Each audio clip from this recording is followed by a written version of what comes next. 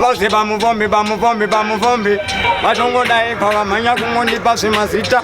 ndaratidza kuti ina handisi kubhita handisi kujuta handisi kundakuridza bhero noti huta saka taura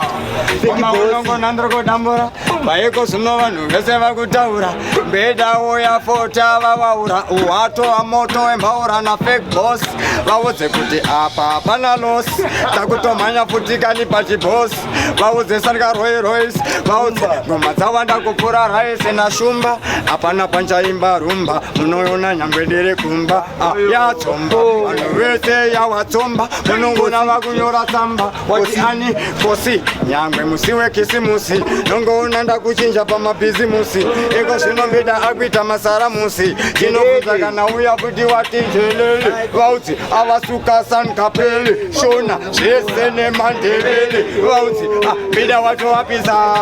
ndakunomhanya kana jefu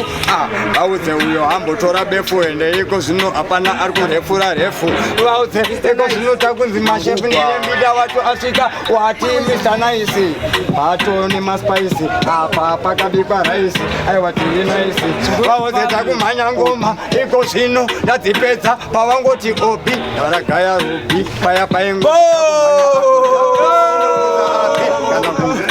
anokudza ngoma dzacho dziri kumhanywa ndinaye musope ende handigope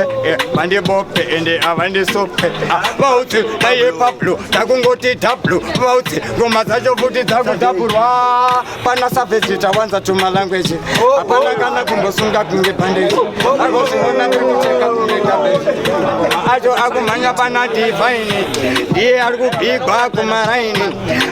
aite kunge baba braini unongoona kuza kunetsaizvi kana ndasvika pana jasi ndidauya nhasi haasi wepasi kanoti kuzasi vari kuwanza sasi vadhakwa nemagasi vaudzi